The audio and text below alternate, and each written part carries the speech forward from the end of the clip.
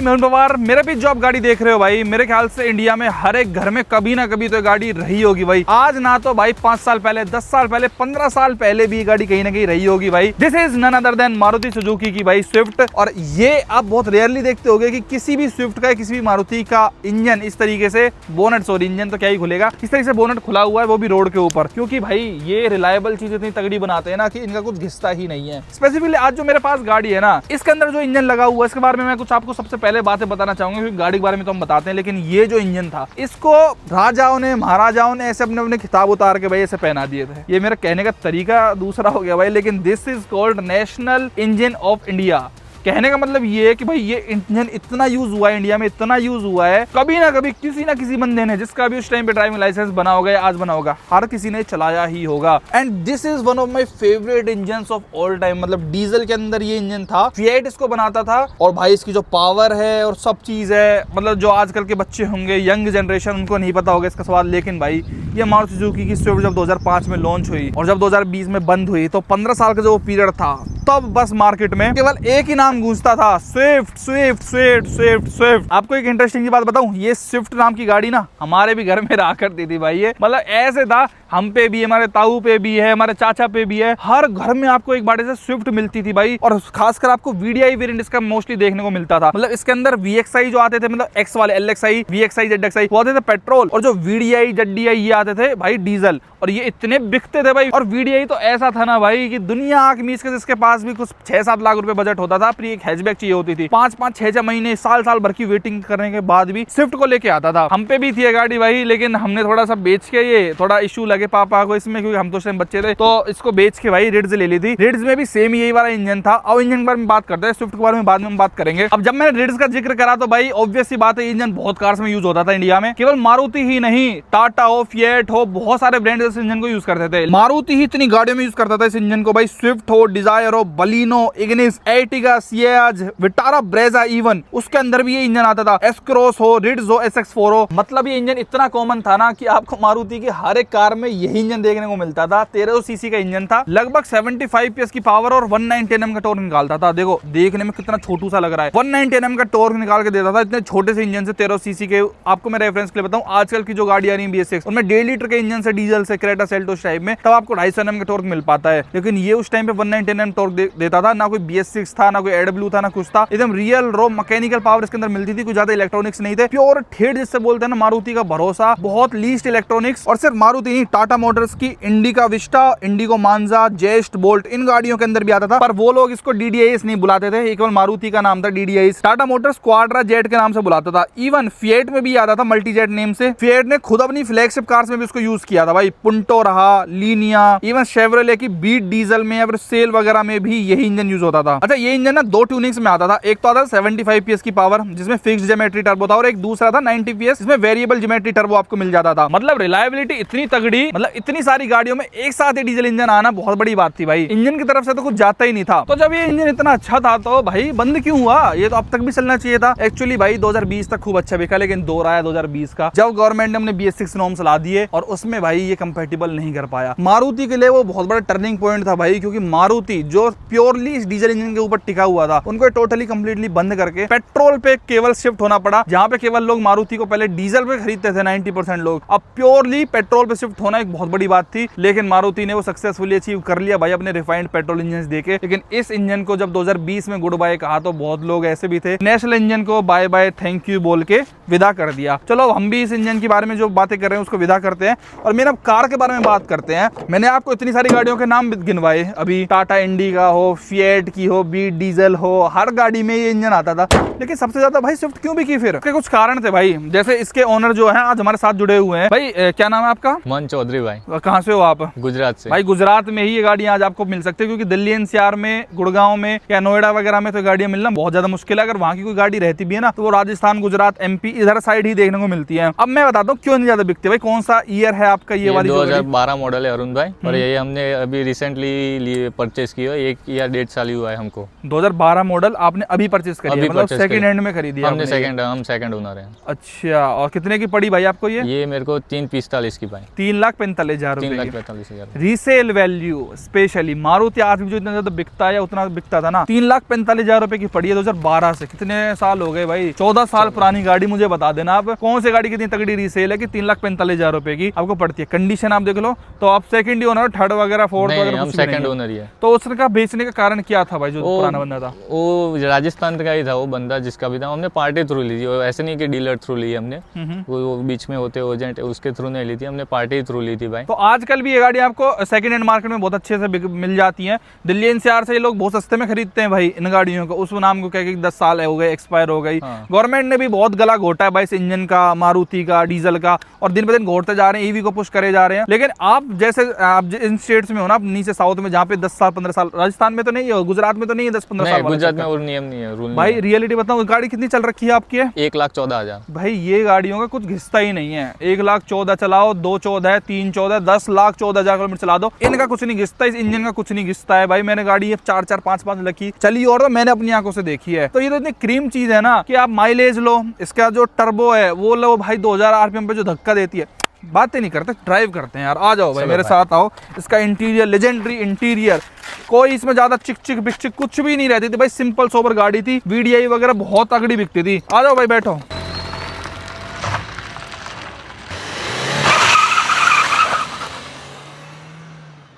अच्छा, उस टाइम पे ना कोई ट्रैक्शन कंट्रोल नहीं, कोई पार्किंग रिवर्स पार्किंग सेंसर नहीं, कोई फ्रंट कैमरा नहीं, रिवर्स कैमरा नहीं। देखो ये सब जुगाड़ आज, क्योंकि आजकल ये फीचर्स मैंडेटरी हो गए तो सब लोग करा के रखते हैं भाई।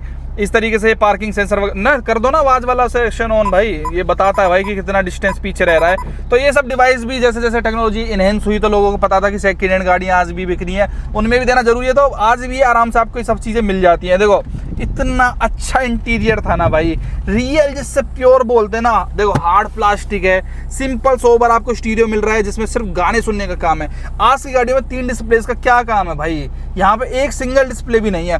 मीटर सिंपल सोबर, जितनी आपको इन्फॉर्मेशन चाहिए केवल इतनी ही दिखाता है। 6000 तक टेकोमीटर है, यहाँ पे अपना ये इंजन टेम्परेचर बता रहा है, यहाँ पे 200 तक स्पीड मार्किंग होने पे फ्यूल बता रहा है। मेरे ख्याल से सबकी फेवरेट गाड़ी रही होगी भाई जिन्होंने भी ये कभी चलाई होगी। अच्छा, एक इंटरेस्टिंग चीज और दिखाता हूँ। ये 2012 मॉडल गाड़ी है और आप 2026 में मारुति के शोरूम में, चाहे स्विफ्ट में चले जाओ, बलिनो में चले जाओ, आपको डोर हैंडल्स भाई आज भी बलेनो, फ्रोंक्स, ब्रेजा, एर्टिगा, एक्सेल्सियस, किसी भी गाड़ी में चले जाओ सेम ही देखने को मिलते हैं। इवन जो इनके पावर ये स्विचेस है ना भाई, ये भी आज भी सेम यूज हो रहे हैं, चाहे और में एडजस्ट करने का तरीका हो। इवन चाबी दिखा देता हूँ भाई, आपने तो कवर चढ़ा रखा है भाई, लेकिन हटाओ एक बार तुरंत जल्दी से भाई कवर। एक एक चीज आज भी ये लोग इतने मंदे टाइम से यूज कर रहे हैं ना, इस गाड़ी में भी वही चीज है जो आज आपको नई में देखने को मिलती है। यानी कि मारुति को रिलायबल इसलिए भी बोला जाता है क्योंकि ये 15-15, 20-20 साल तक अपनी टेक्नोलॉजी को बदलते ही नहीं है।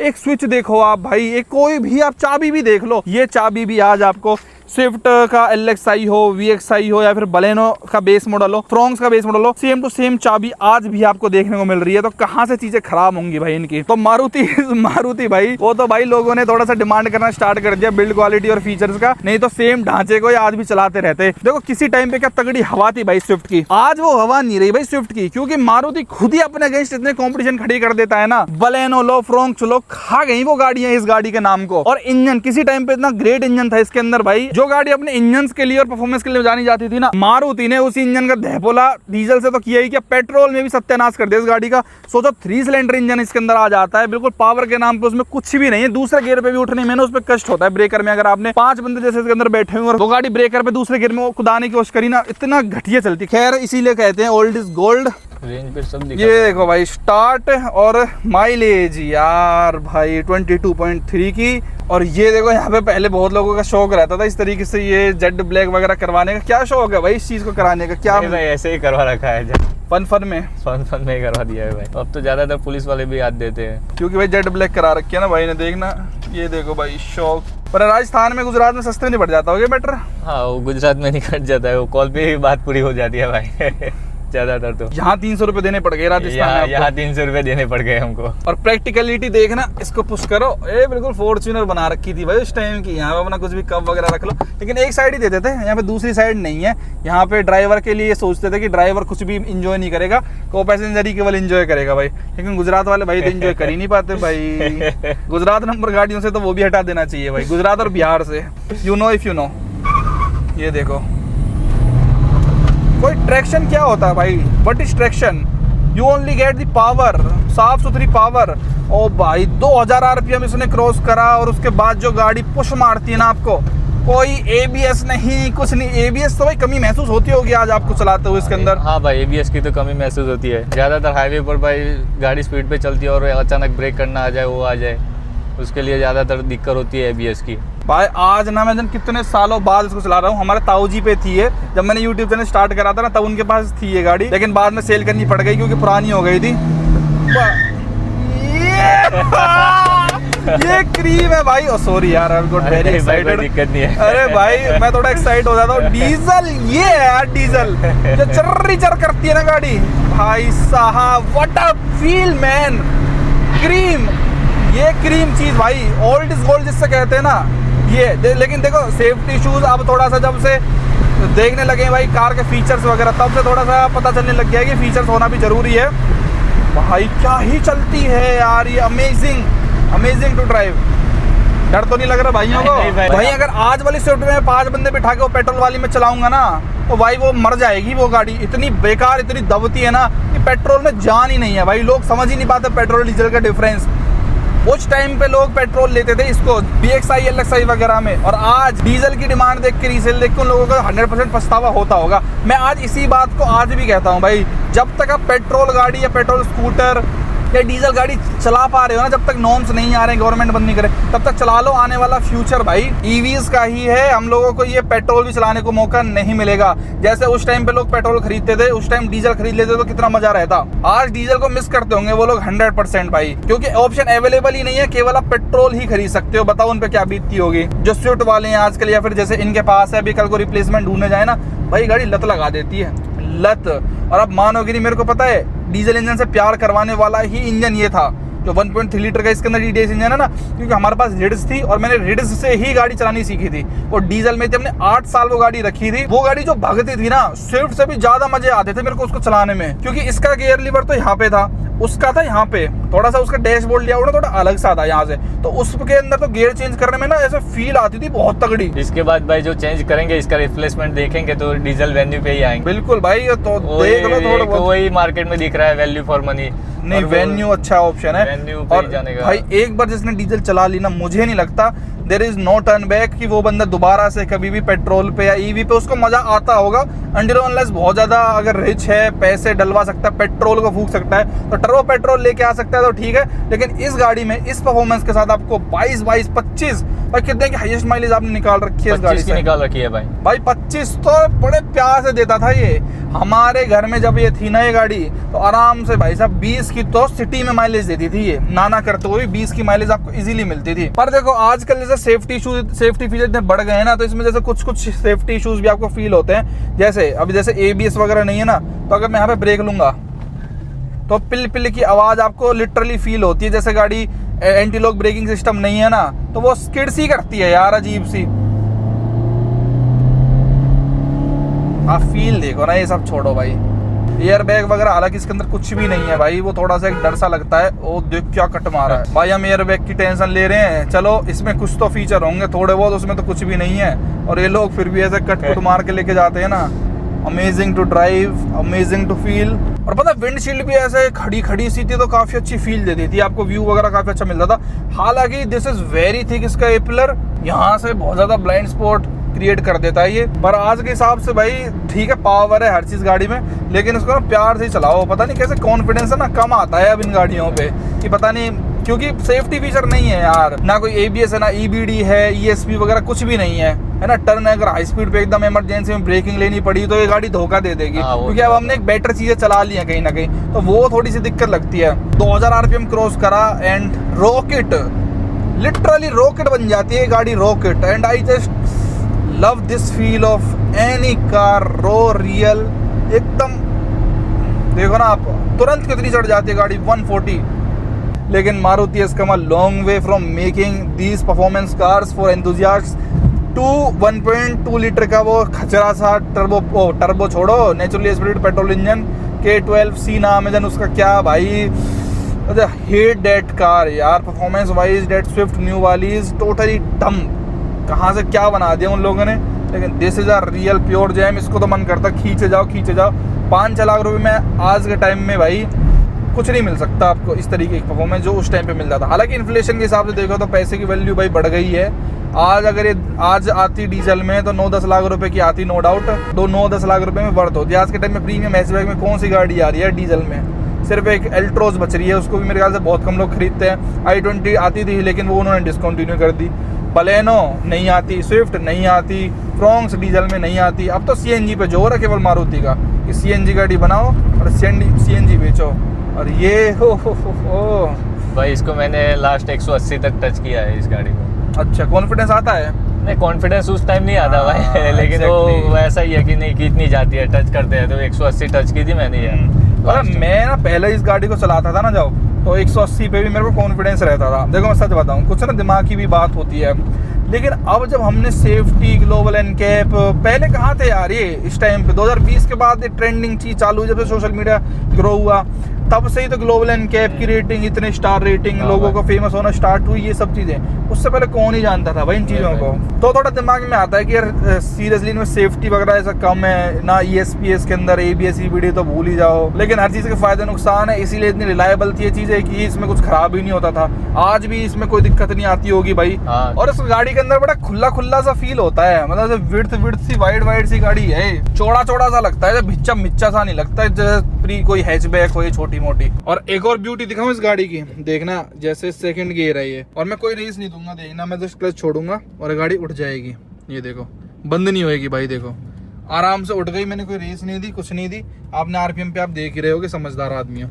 अब तीसरे गियर पे ट्राई करते हैं, मतलब आज वाली में नहीं हो सकता, वो तो गड़गड़ करके बंद हो जाएगी। तीसरे में ट्राई करते हैं, रेस नहीं दूंगा, जस्ट क्लच छोड़ूंगा अपने अकॉर्डिंग, अपने हिसाब से, और देखते हैं ये इसका जो टॉर्क है ना, ये क्यों इतना ज्यादा मशहूर था इंजन। देखो तीसरे गियर पे गाड़ी, और देखो भाई हालांकि वाइब्रेशन करती है, और लो उठा लिया। 5 बंदे बैठे गाड़ी के अंदर, कभी किसी को बहम हो जाएगा। ये है इस इंजन की ब्यूटी, तीसरे गियर पे गाड़ी उठ जाती है इतने हैवी लोड के साथ। और आज उठा के दिखाओ आप इसको 4th गियर पे ट्राई करते, 4th पे तो ज़्यादा हो जाएगा, लेकिन ट्राई करने में क्या हर्ज है भाई। ये 4th पे लगा दिया मैंने, 4th पे तो ज़्यादा है, नहीं हो रहा। अब तो मैं जान ही ले रहा हूँ बच्ची की, ये ट्राई करता हूँ फिर भी, चलो नहीं भाई, लेकिन तीसरे तक तो आराम से उठ जाता है, चौथे में तो कौन सी गाड़ी उठ रही है यार। तो भाई मजा आ गया, आज फिर से नेशनल इंजन को चलाने का मौका मिल गया भाई। एंड नो डाउट जब आप इसको चलाते हो ना, तब आपको फील होता है कि क्यों ये नेशनल इंजन कहलाया जाता है इस देश का। Amazing, just love this car man. आपको क्या विचार हैं भाई इस गाड़ी के बारे में, आपको कैसी लगती है कमेंट में जरूर बताना। वीडियो देखने का बहुत बहुत धन्यवाद, थैंक यू सो मच।